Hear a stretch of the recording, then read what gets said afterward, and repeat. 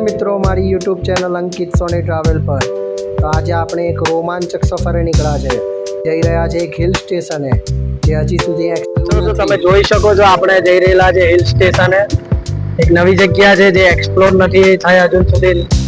ત્યાં ખૂબ જ ઓછું પબ્લિક આવ જાવ કરે છે, ઓછા લોકોને જાણ છે. તો આપણે ત્યાં જઈ રહેલા છે આજે એવા હિલ સ્ટેશને જે આપણા સિટીથી ખૂબ જ નજીક છે. મિત્રો, આ સાપુતારા નથી આ વિલ્સન હિલ, નથી આ ડોન હિલ. આ એક અલગ જ જગ્યા છે, અલગ જ એક્સપિરિયન્સ છે. અહીંના રસ્તાઓ ખૂબ જ સુંદર છે. રસ્તાઓની આજુબાજુ ખૂબ જ સારા ખેતરો છે વધારે, અને પબ્લિક અહીંયા ખૂબ જ ઓછું આવે છે મિત્રો. પણ ચોમાસાની સિઝનમાં અહીંયા આવવાની મજા જ કઈ અલગ છે. ખૂબ જ સુંદર દ્રશ્યો અહીંયાના ઉદ્ભવ થાય છે આપણી સામે. જોઈ શકો છો તમે આ બધા ડુંગરો.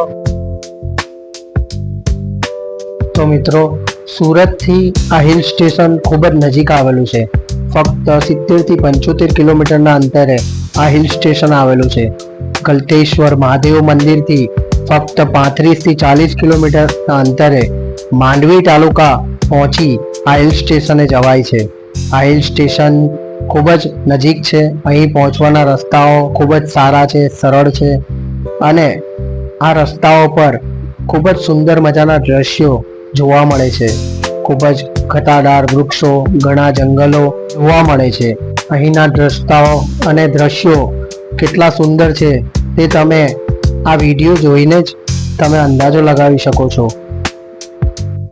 મિત્રો, આ જગ્યાના નામની તમે આતુરતાથી રાહ જોતા હશો, તો હું તમને જણાવી દઉં, આ જગ્યાને કહેવાય છે ભણભા ડુંગર, એટલે કે ભણભા હિલ્સ.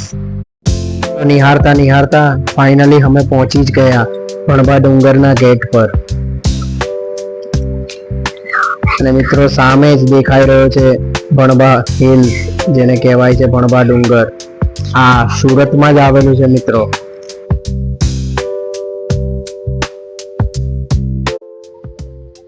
મિત્રો, તો આપણે આવી ગયા છે ભણભા હિલ્સ પર. આજે ભણભા હિલ, આજે સામે જોઈ રહ્યા છો છે ભણભા હિલ. મિત્રો, આ જગ્યા ખૂબ જ નવી જગ્યા છે. આ આપણા સુરત જિલ્લામાં જ પડે છે.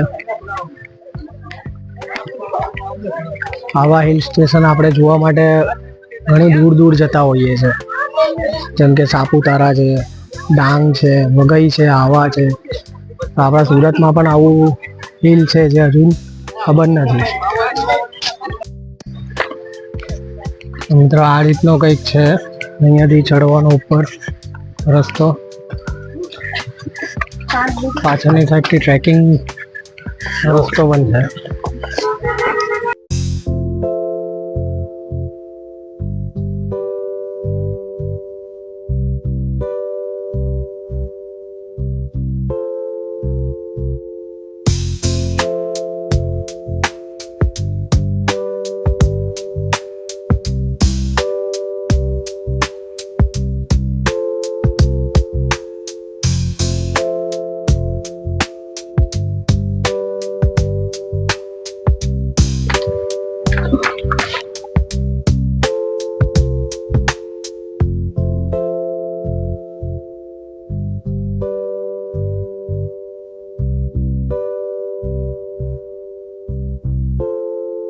મિત્રો, તો અમે પહોંચી ગયા છે ભણભા હિલ્સ.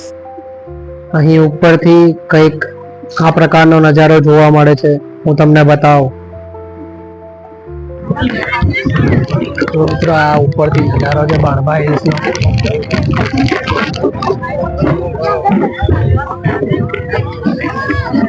કંઈક આવા વ્યૂ મળે છે ઉપરથી ભણભા હિલ્સથી. આવા વ્યૂ એકચ્યુઅલી સાપુતારાથી પણ નથી મળતા. આ સાપુતારાથી પણ ખૂબ જ સુંદર જગ્યા છે, ખૂબ જ હાઈટ પર છે. અહીંયા ટ્રેકિંગથી ચડીને આવવાનું હોય છે. ટ્રેકિંગથી એક રસ્તો છે અને એક રસ્તો છે દાદરથી આવવા માટે. બે ટાઈપના રસ્તા છે. ઉપરથી વ્યૂ કંઈક આ પ્રકારનો દેખાય છે, તમે જોઈ શકો. ખૂબ જ હાઈટ પર છે આપણા હિલ.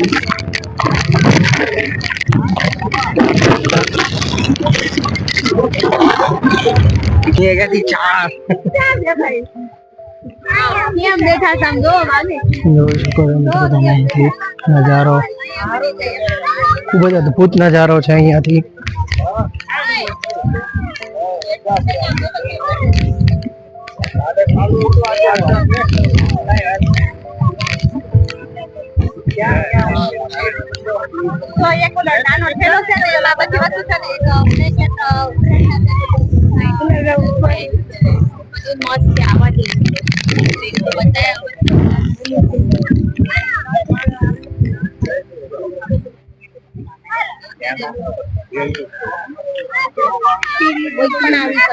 તો સુરત થી ફક્ત 60 કિલોમીટરના અંતરે આવેલું છે અને સાપુતારા કરતા ઘણું સુંદર છે. અહીંયા લોકો પિકનિક મનાવવા આવે છે, ટ્રેકિંગ કરવા આવે છે.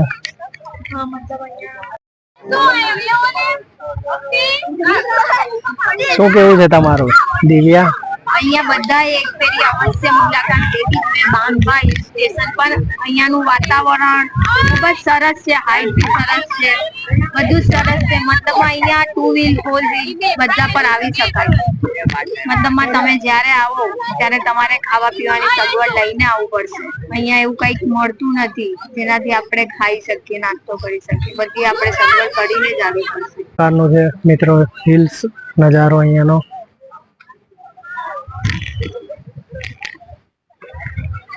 ખૂબ જ અદ્ભુત નજારો જોઈ શકો છો તમે.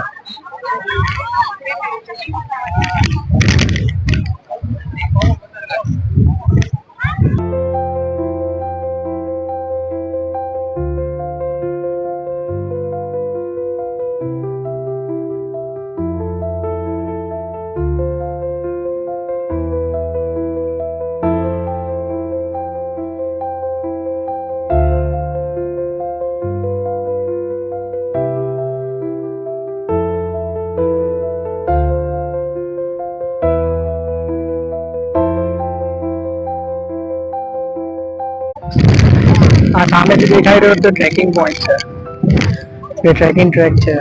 આ જે ટ્રેક કરીને આવવાનો છે બધા સીધો નીચેથી આ રસ્તો સીધો ઉપર લાવે છે ટ્રેક પર, ટ્રેક કરીને. અને અહીંથી જે પોઈન્ટ છે આયરો એ સીડીઓથી ચડીને આવી શકાય છે આ બાજુથી, જ્યાંથી અમે આવીએ છીએ. ટ્રેકિંગ માટે ચોમાસામાં એકચ્યુઅલી સારું નથી, કેમ કે ખૂબ જ લીસું હોય છે, ચીકણું હોય છે, જેથી ચાન્સ રહી કે માટી પડી જવાના, ખડી જવાના. તેથી બને ત્યાં સુધી ટ્રેકિંગ ના કરવું ચોમાસાના સિઝનમાં.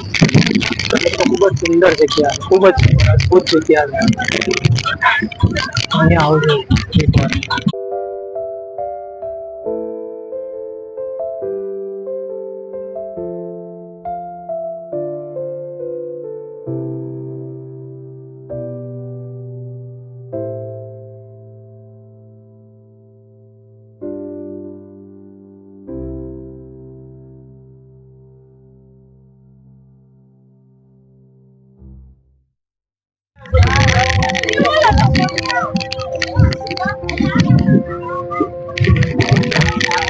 અહીંયા ખૂબ જ સારું લાગે છે આવીને.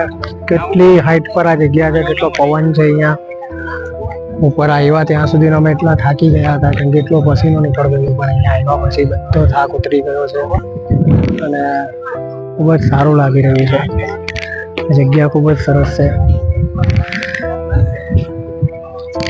મિત્રો આ વિડીયો પૂરો કરીએ. વિડીયો કેવો લાગ્યો પ્લીઝ કોમેન્ટ કરી જણાવજો કોમેન્ટ સેક્શનમાં. અને જગ્યા કેવી લાગી તે કોમેન્ટ કરી જણાવજો. પ્લીઝ લાઈક, શેર અને ચેનલ પર નવા છો તો પ્લીઝ આશા છે આ વિડીયો તમને ગમ્યો હશે અને તમે આપતા રહેજો. આ રીતે જ અમે નવી જગ્યાઓ તમારા સુધી લાવતા રહીશું, પહોંચાડતા રહીશું. ત્યાં સુધી પ્લીઝ તમે તમારું ધ્યાન રાખજો, કેર કરજો. અને પ્લીઝ મિત્રો અહીં આવો તો ખાવા પીવાનો સામાન, પાણી આ બધું લઈને ઉપર આવજો. સિટીથી પણ આવો તો અહીંયા બધું સગવડ કરીને આવજો. અહીંયા કોઈ પણ જગ્યાએ ફૂલ જમવાનું મળતું નથી, ફૂલ ખાવાનું મળતું નથી. અહીંયા નાસ્તા પાણીના સ્ટોલ અવેલેબલ ખૂબ જ ઓછા છે. મેગી મળે છે, પડીક આ જે પેકેટ ફૂડ પેકેટ મળે છે તે છે, અને ઠંડા પીણા મળે પાણી મળે છે. એના સિવાય બીજું કંઈ પણ મળતું નથી. પ્લીઝ પ્લીઝ પ્લીઝ પોતે નાસ્તા સામાન લઈને આવજો, જેથી અહીંયા આવો તો કોઈ અગવડ ના પડે. અને ખૂબ જ સુંદર જગ્યા છે, પ્લીઝ એક્સપ્લોર કરજો, આ જગ્યાએ આવજો, તમને પણ ખૂબ જ ગમશે. બસ આવી રીતે જ તમે પ્રેમ આપતા રહેજો. પ્લીઝ વિડીયોને લાઇક શેર, ચેનલ પર નવા છો તો સબસ્ક્રાઈબ કરજો, સબસ્ક્રાઈબ બટન નીચે છે. આજનો વિડીયો અહીંયા પૂરો કરીએ છીએ. હવે બેટરી પણ મોબાઈલની ડાઉન છે, કેમેરાની પણ ડાઉન છે, વિડીયો ઉતરી શકે એવું હવે છે નહીં. તો પ્લીઝ અમે પણ હવે નીકળીએ અહીંયાથી, કે અહીંયાથી પાછું હવે લગભગ બપોર પડી ગઈ, વરસાદનું વાતાવરણ છે, તો અહીંયાથી જતા પણ રસ્તાઓ સારા છે, એમ તો વાંધો નથી. તો દિવ્યાબેન, ચલો આપણા સબસ્ક્રાઈબરને બાય કહી દો. By friend, bye bye, good bye.